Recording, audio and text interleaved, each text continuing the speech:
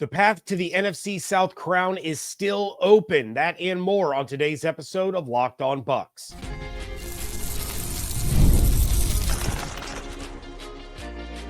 You are Locked On Buccaneers, your daily Tampa Bay Buccaneers podcast. Part of the Locked On Podcast Network, your team every day. What's up, and welcome into this episode of Locked On Bucs, your daily podcast covering the Tampa Bay Buccaneers, part of the Locked On Podcast Network, your team every day. I want to thank you for making Locked On Bucs your first listener view every day. Don't forget you can subscribe or follow for free on YouTube or wherever you get your podcasts. And of course, you can follow along on Twitter. I am James Yarcho at @JYarcho_Bucs, credentialed member of the media covering your Tampa Bay Buccaneers as editor-in-chief of the 813.TV. Here with you every Monday through Friday, along with the everydayers. And for that, I want to share my appreciation for your continued support of the show. One of the ways you can support the show is become a Locked On Bucs insider. You're going to get news, rumors, updates, general thoughts, one-on-one conversations with me via text message. Go to joinsubtext.com/LockedOnBucs or click the link in the show notes to become an insider today. This episode is brought to you by Hillsdale College. Go right now to hillsdale.edu/lockedon to enroll. There's no cost, and it's easy to get started. A change at quarterback for the Bucs' upcoming opponent, and the Buccaneers appear on track to be getting back some key players. That's coming up in a little bit. But let's start with the NFC playoff picture. And while there's been a lot of doom and gloom surrounding the Buccaneers, their path to win the NFC South still exists. The Buccaneers are currently 11th in the NFC, trailing the Niners, Seahawks, Rams, and Commanders for that final wild card spot. The Vikings are 8-2, Packers are 7-3, holding on to the 5th and 6th seeds.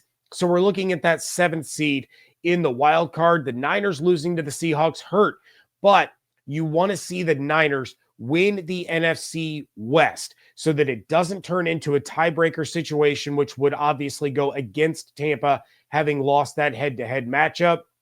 Now, they do have the tiebreaker over the Commanders, which could come into play. And something that's kind of wild, the Buccaneers have the strongest strength of schedule and the strongest strength of victory in the conference by a wide margin. Their strength of schedule is 632. Second place is the Arizona Cardinals at 583. Their strength of victory is 667, with second place being the Lions at 489. That's an insane gap. But all of that said, the Buccaneers' easiest path to the postseason might just be winning the division, which is very much on the table. They need to take care of their own business, and they need a little bit of help, but it's in the cards. You already know the Bucs' upcoming schedule: at the Giants, at the Panthers, home against the Raiders, at the Chargers, at Dallas, home against the Panthers, home against the Saints. The only team left above 500 is the Chargers, who are now 7-3. They tried really, really hard to give the game away Sunday night against the Cincinnati Bengals, but they pulled it out in the final minute. So the Bucs winning 6 of their final 7 definitely isn't out of the question, and we all owe a thank you to Sean Payton and the Denver Broncos. The Broncos beat the Falcons 38-6, dropping them to 6-5 and leaving the division in play for the Bucs. Now, let's say for argument's sake, the Bucs do rattle off 6 of their final 7. They would finish at 10-7 on the season. The Falcons' remaining schedule is home against the Chargers, at the Vikings, at Vegas, home against the Giants, at the Commanders, home against the Panthers. 3 teams with winning records left, and 2 of those 3 are on the road.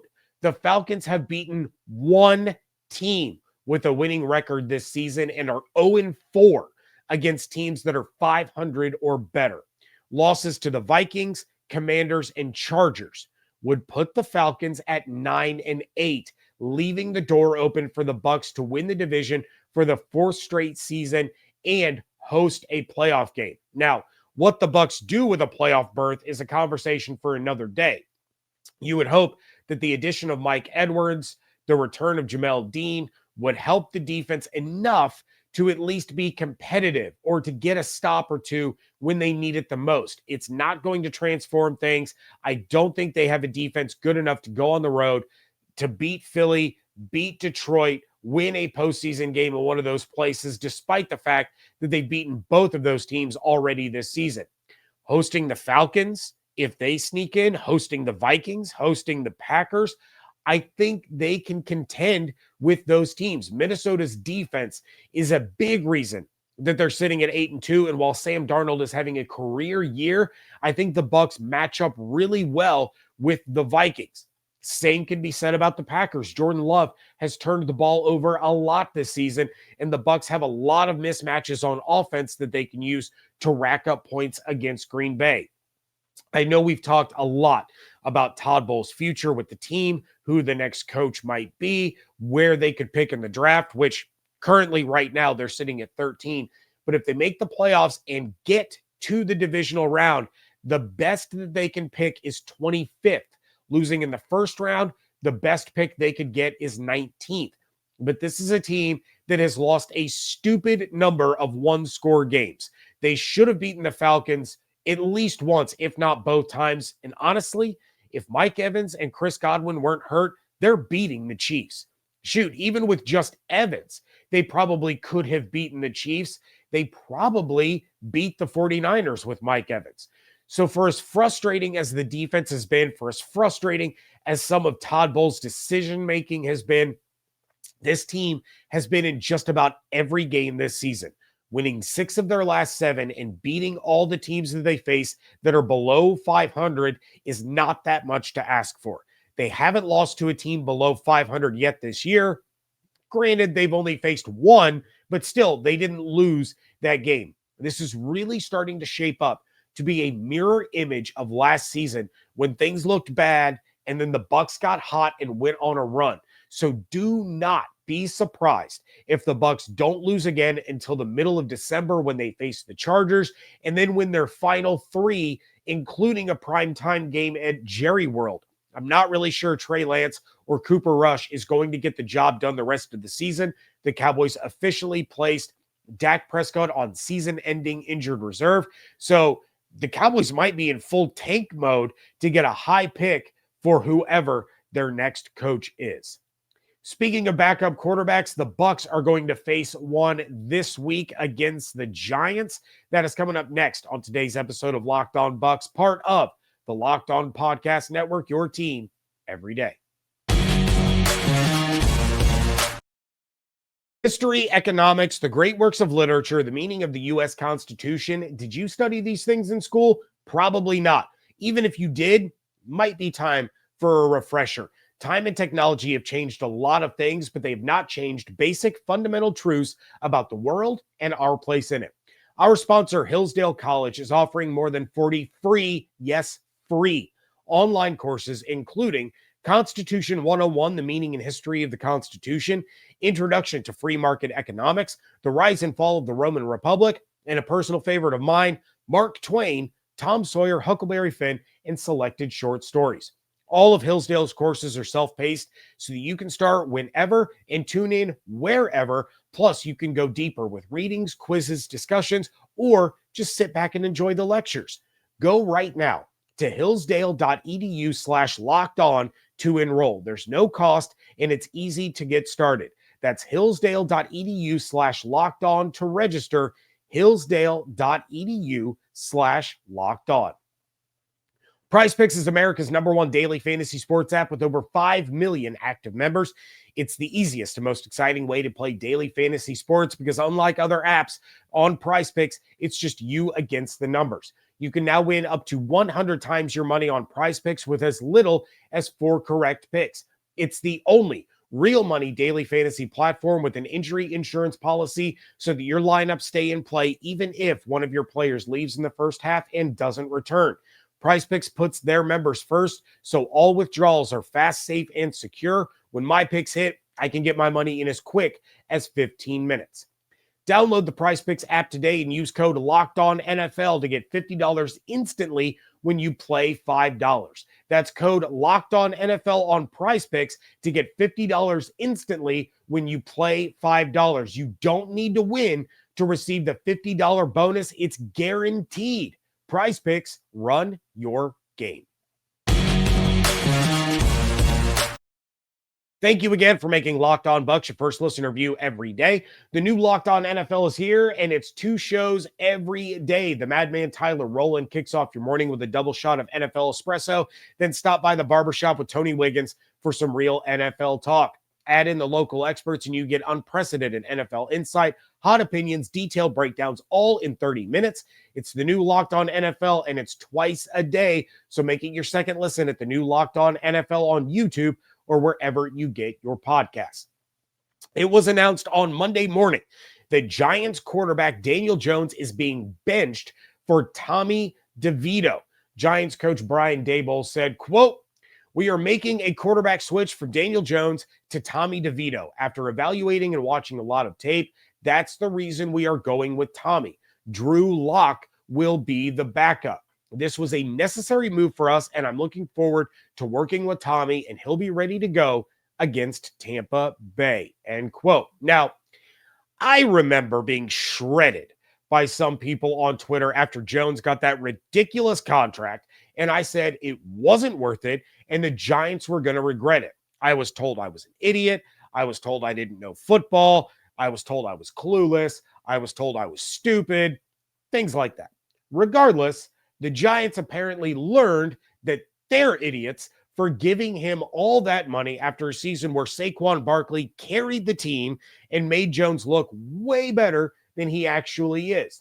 As for DeVito, some of you might remember him. He quickly became a sensation when he started 6 games last season, ended up on the winning side in half of them. He had 8 touchdowns to just 3 interceptions while completing 64% of his passes, but he was sacked 37 times. That's absolutely insane.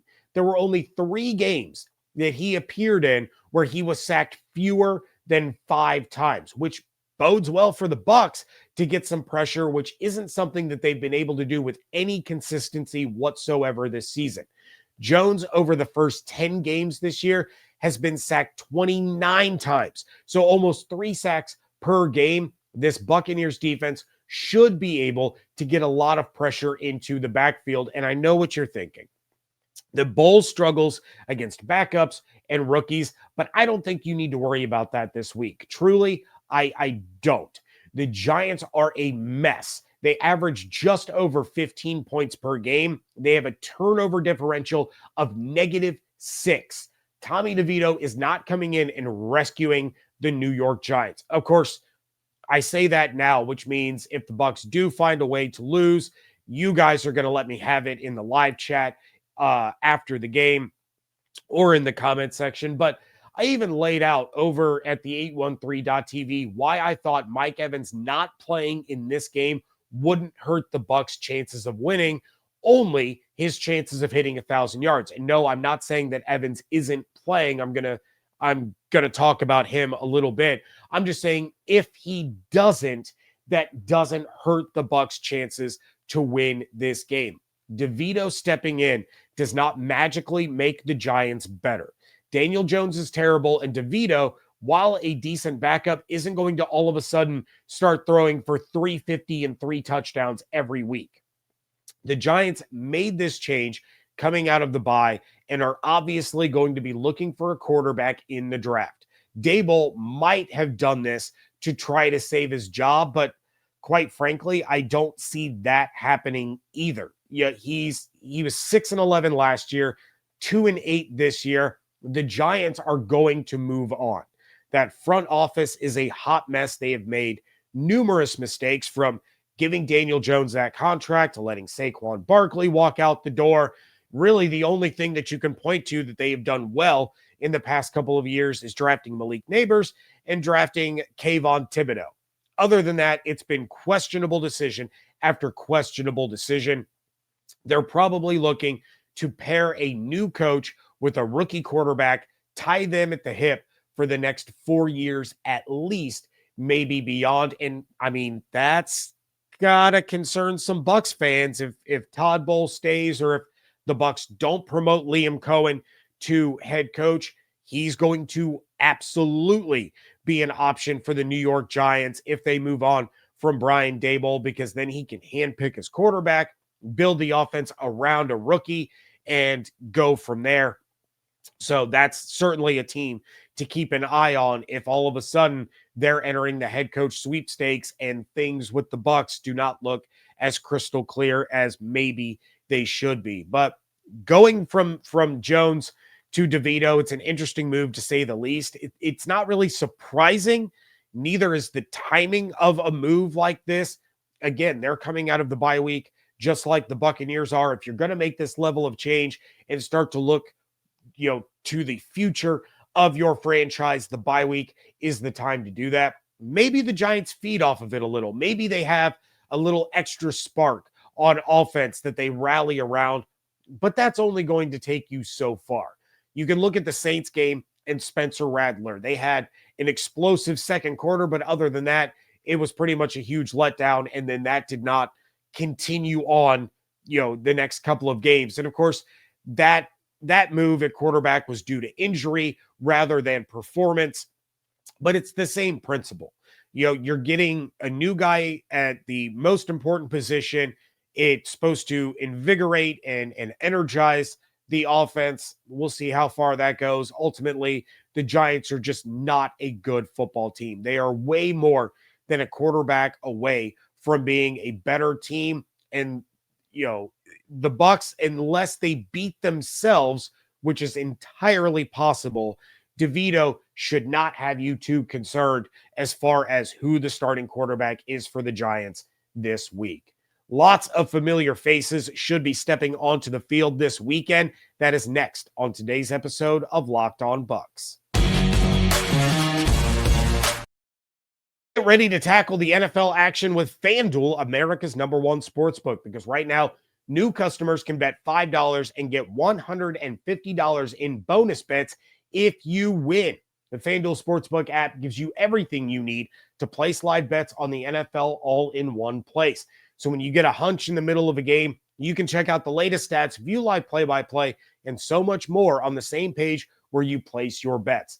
The Buccaneers are 5.5-point road favorites against the New York Giants with an over-under of 41.5. And following their blowout loss to the Broncos, the Falcons aren't as heavy of a favorite to win the NFC South. They're sitting at -410, while the Bucs are now at +400. Visit FanDuel.com to join today, and you're going to get started with $150 in bonus bets if you win your first $5 bet. That's FanDuel.com. Never waste a hunch and make every moment more with FanDuel, an official sportsbook partner of the NFL. Whether you're dodging tackles on the field or cheering from your couch, The Joint Chiropractic has your back, literally. As an official chiropractor of the Tampa Bay Buccaneers, they're here to make sure that you're always in the game no matter your role. If you're feeling the pain after a long week or just looking to stay active, they offer personalized care to help you bounce back stronger. 90% of elite athletes, including NFL pros, rely on chiropractic care to stay at the top of their game and perform their best. At The Joint, you don't need an appointment. Just walk in and get the care you need same day. No scheduling hassles. Just walk in whenever it's convenient for you. Here's the real kicker. As a Bucs fan, you can get your first visit for just $19. Head over to Buccaneers.com. Check out the contests and promotion section under the fans tab and download the offer. A great deal for great fans. Head to thejoint.com to find your nearest Tampa area location. Wrapping things up here on a Monday edition of the Locked On Bucs podcast, Mike Edwards, Jamel Dean, Mike Evans. All three of these players should be on the field for the Bucs this weekend, and that's going to be huge moving forward if the Bucs are going to go on that run that I talked about at the top of the show. Edwards gets that bonus practice day now coming out of the bye. The Bucs had a bonus practice on Monday. He can start to get reacclimated to some things. But ultimately, he's a plug-and-play acquisition. I talked a lot about him last week on Thursday and Friday shows. If you missed that, go back, check it out. But he knows the system. He knows the players. He knows his role in the defense. As for Jamel Dean, he wasn't looking great this season, but he's certainly an upgrade over the players that the Bucs had to trot out there as his replacement. Josh Hayes had some bright moments, started to come on a little bit stronger the more time he spent on the field. But overall, as the kids would say, he was mid. Tyreek Funderburk, he was tough to watch at times because he was thrust into a role that he just wasn't ready for. So you're getting a big boost there at outside corner. Even if Dean isn't playing the way we all hoped or expected him to this season, he's still going to be an upgrade over what the Bucs have had in the secondary over the course of the last few weeks. Jamel Dean talked to the media on Monday saying that he's ready, that he worked hard during the bye, but he also took on kind of a pseudo coaching role for the young guys while he was on injured reserve. So the Bucs have officially opened his 21-day practice window to return from IR, but I would expect to see him on the field this Sunday against the Giants. Then, of course, there's Mike Evans. Thank goodness for Mike Evans. He said that he was close to being ready to go against the 49ers, so he looks to be on track to return this week, though Todd Bowles was very non-committal about it last week when he talked to the media, saying that they would have to wait and see how he's feeling and how he's doing this week before they make that kind of announcement. But Mike changes everything for this offense. Of course, it would be great if Godwin was out there too, but Evans opens up a lot of options for Baker Mayfield and Liam Cohen. Evans, even if he's being double and triple teamed, drawing that much attention away from all the other, skill position players, it's what is going to lead to big plays for the offense. If he's drawing a safety out of the middle of the field, then you're going to have Otton and Shepard with open space and room to run. You're going to have lots of space for Bucky Irving and Rachaad White to do damage with those little dump offs or those middle screens that have been so effective the last couple of weeks. You're going to get mismatches with other receivers, and then the Giants are going to have to adjust, and that's when Mike Evans can really do some damage by winning those one-on-ones and those contested catches for big gains and touchdowns. The Giants, and quite frankly, everyone else, is going to look to eliminate Evans from the game plan. It's not that they didn't really do that before, but it was harder to eliminate Evans by himself when you still had Chris Godwin to worry about. You had to kind of pick your poison. Now, other teams are going to force the Bucs to win with someone else. What that will inevitably turn into is Baker finding guys to get chunk yards down the field until the Giants have to respect the other skill position guys and leave Mike in situations that he's going to win 9 times out of 10.